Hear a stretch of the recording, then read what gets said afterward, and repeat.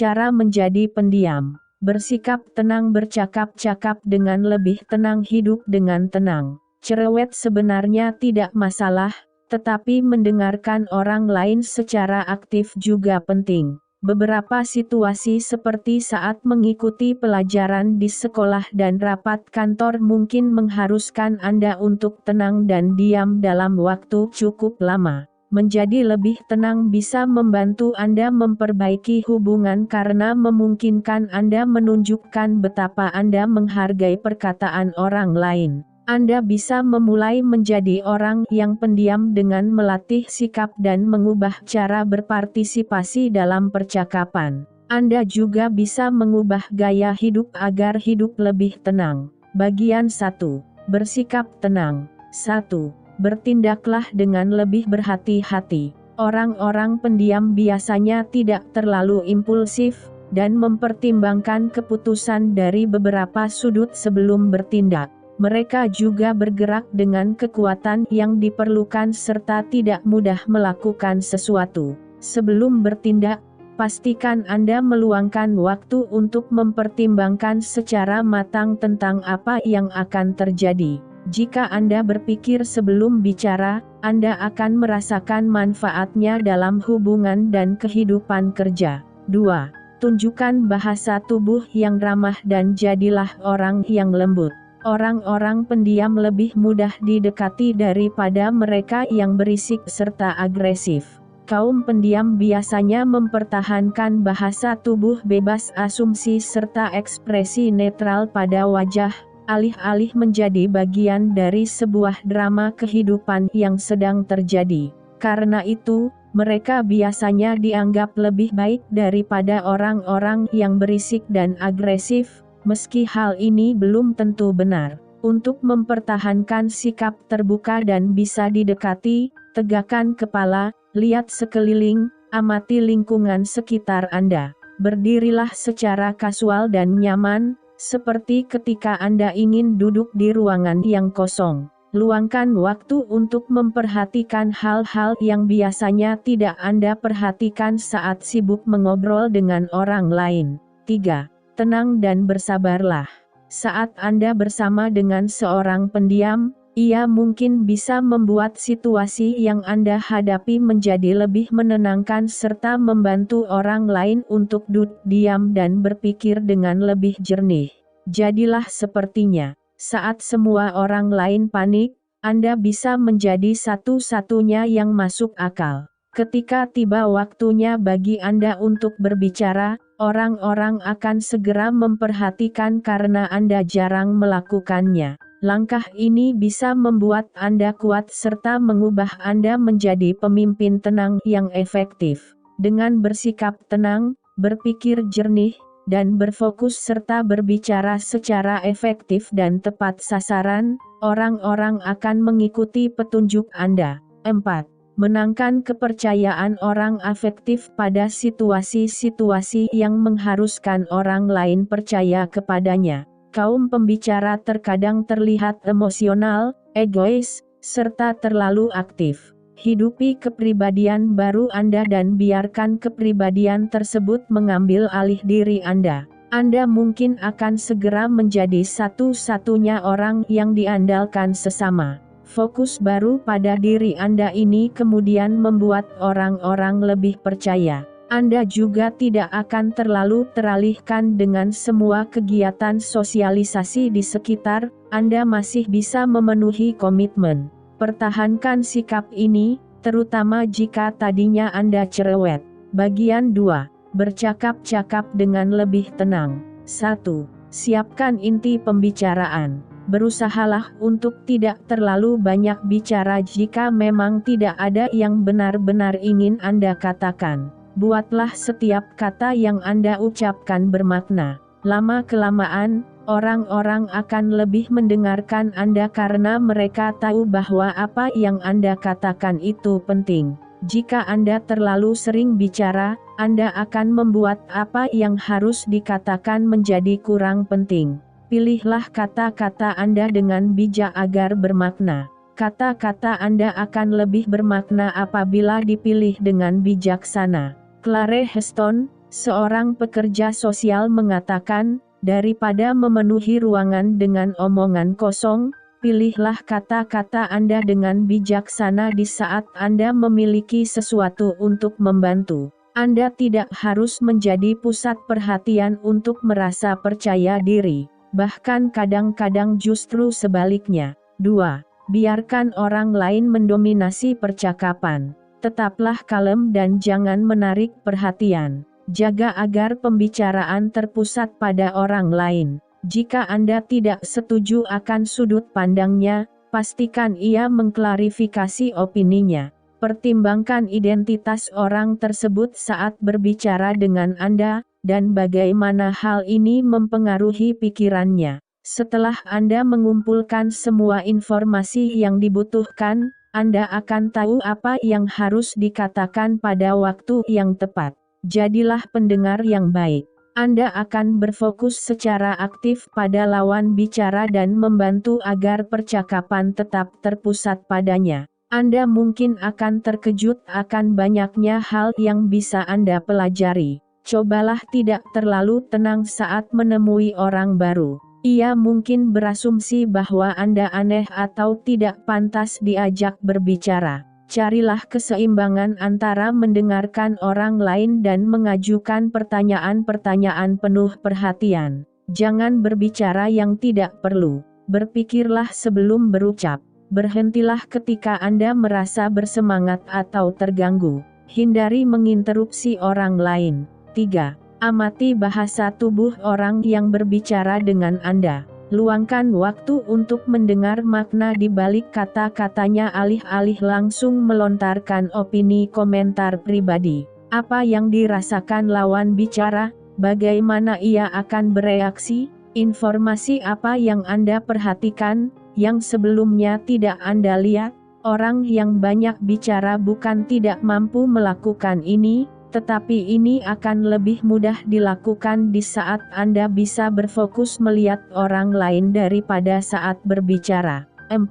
Berhentilah menginterupsi orang lain. Saat Anda melakukannya, Anda menunjukkan rasa kurang menghargai terhadap pikiran serta emosi orang lain. Biarkan mereka menyelesaikan pembicaraannya sebelum Anda mulai memberitahu pendapat Anda.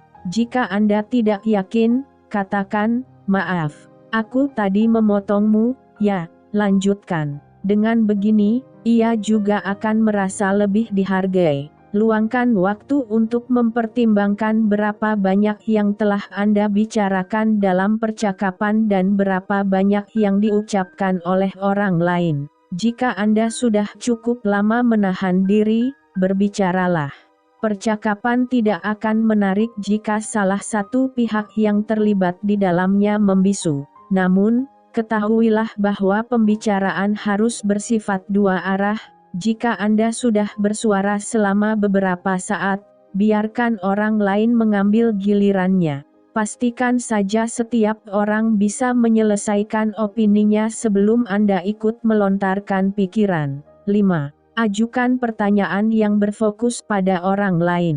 Orang-orang senang membicarakan tentang dirinya sendiri, dan jika Anda memberikan waktu bagi mereka untuk melakukan hal itu, mereka juga akan menyukai Anda. Bersikap tenang bukan berarti Anda tidak berbicara, ini berarti Anda akan menggunakan kata-kata dengan cerdas, mengajukan pertanyaan-pertanyaan menarik, serta membawakan hal-hal saleh yang layak dibicarakan. Jadi, jangan suruh diri Anda untuk diam, beritahu ia untuk melontarkan pertanyaan-pertanyaan yang tepat. Misalnya, seorang kenalan Anda baru melakukan skydiving. Alih-alih mengatakan, "Oh, aku pernah skydiving, rasanya menakjubkan," ucapkan, "Bagus. Bagaimana pengalamanmu? Baru pertama kali?" Ya, bila ia benar-benar ingin bercakap-cakap, ia pasti bertanya apakah Anda pernah melakukannya juga. 6. Pelankan volume bicara. Berbicaralah dengan lebih tenang dan lembut, tetapi masih cukup keras agar bisa didengar. Orang-orang pendiam biasanya lebih ramah dalam bersosialisasi, bahkan saat mereka membela diri. hanya ada sedikit hal yang membuat mereka marah. Mereka juga belajar menunjukkan ketertarikan atau kesan melalui ekspresi wajah serta mekanisme vokal lainnya, misalnya dengan menarik napas, menutup mulut, dan lain-lain. Namun, tentu ada batas yang jelas di sini. Orang-orang yang tidak berbicara dengan cukup keras bisa menjadi sangat mengganggu. Orang lain bisa mudah frustrasi jika mereka tidak dapat mendengar Anda. Jadi pastikan Anda tetap menggunakan suara normal alih-alih berbisik saat berbicara lebih pelan. 7. Belajarlah menyampaikan rasa hormat dengan menggunakan lebih sedikit kata. Orang-orang yang mempertimbangkan pilihan katanya dengan berhati-hati sebelum berbicara biasanya lebih bijak. Mereka akan dihargai sesama dan terlihat lebih kompeten. Berbicaralah saat Anda rasa ada poin yang harus disampaikan, tetapi jangan terpaksa mengisi kekosongan yang membuat tidak nyaman. Saat Anda menyimpan beberapa kata untuk mengatakan hal-hal yang memang perlu Anda ucapkan, kata-kata ini bisa memiliki efek yang lebih kuat. Jaga agar perkataan Anda tetap mempertahankan citra diri sebagai seorang pendiam dan buat kata-kata tersebut lebih bermakna serta penting. 8. Andalkan ekspresi wajah untuk menunjukkan perasaan. Saat Anda ingin melontarkan komentar yang sulit ditahan, biarkan wajah mengekspresikan perasaan Anda. Gerakan bola mata atau tawa terkikik bisa sangat bermanfaat untuk membuat orang-orang memperhatikan hal-hal kecil pada diri Anda. Pernahkah Anda memergoki seorang teman yang sedang menilai melalui ekspresi wajahnya? Terkadang hal ini cukup lucu, ia bisa menumbuhkan rasa humor tanpa perlu berkata-kata. Tiru teman ini dan manfaatkan wajah sendiri sebagai pengganti kata-kata ketika diperlukan. Lakukan dengan berhati-hati. Anda bisa saja menyinggung perasaan orang bahkan ketika Anda tidak mengucapkan apapun. Gerakan bola mata yang ditujukan terhadap seorang teman yang sangat sensitif bisa membuatnya marah jika Anda tidak berhati-hati. Kenali lawan bicara dan saat yang tepat untuk menunjukkan ekspresi wajah. 9. Luangkan waktu untuk membuka pikiran.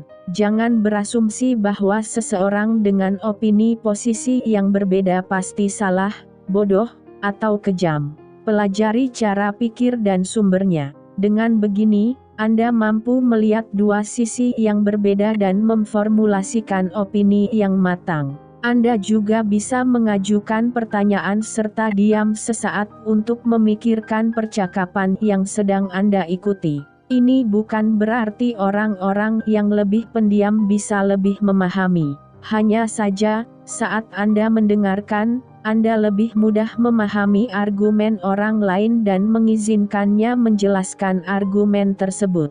Jadi, ketika seseorang melontarkan sesuatu yang tidak Anda setujui, jangan langsung menyerangnya. Dengarkan orang itu. Kemudian, tunjukkan sudut pandang Anda. Jangan diam dengan tujuan membuat orang lain marah. Diam untuk menghindari konfrontasi bukanlah sikap yang berguna, tetapi sikap seorang pecundang. Komunikasikan poin-poin Anda saat berargumen, tetapi sampaikan dalam cara yang masuk akal tanpa meninggikan suara. Jangan bersikap tidak sopan atau kasar, berbicaralah dengan sopan saat dimintai respons, dan jawablah dengan cerdas, jangan langsung mengucapkan ya tidak. Anda harus tenang, bukan tidak sopan atau angkuh.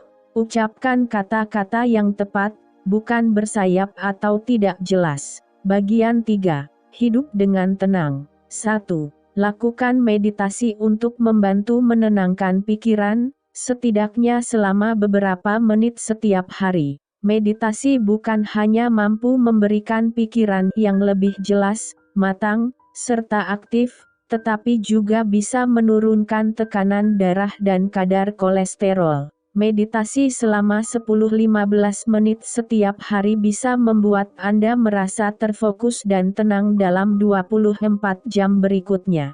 Jika Anda tidak suka bermeditasi, lakukan beberapa aktivitas lain sebagai penggantinya. Berjalan-jalanlah di taman favorit Anda, atau duduklah di atas bangku sambil membaca buku. Siapkan jurnal harian dan luangkan waktu untuk menuliskan perasaan. Semua hal yang memberikan waktu pribadi akan berguna. Apa orang-orang senang mengganggu Anda dengan menyarankan mendaki gunung? Ganggu kembali mereka dan lakukan. Berfokuslah pada masa kini dengan melatih teknik-teknik seperti pemusatan pikiran dan Zen driving.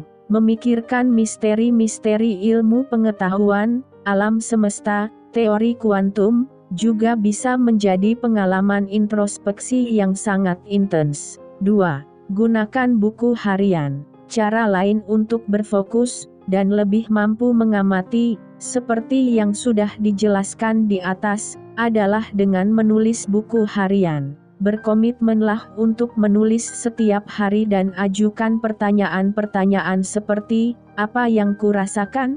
Mengapa? Apa yang kupelajari hari ini? Dari siapa aku belajar ide-ide baru? Apa yang muncul? Apa atau siapa yang kupikirkan hari ini? Apa yang berbeda di hari kemarin, minggu lalu, tahun lalu? Hal-hal apa yang bisa kusyukuri? Siapa orang yang kelihatannya kesepian dan bisa aku bantu? Mengapa? 3. Andalkan diri sendiri. Meski meminta bantuan bukanlah hal yang memalukan, ketenangan serta kepercayaan diri akan memampukan Anda untuk melakukan suatu hal sendiri, sehingga Anda lebih berharga di mata orang lain. Dan ketika Anda membutuhkan bantuan, sifat introspektif akan memampukan Anda untuk berfokus serta mengajukan pertanyaan-pertanyaan yang tepat. 4.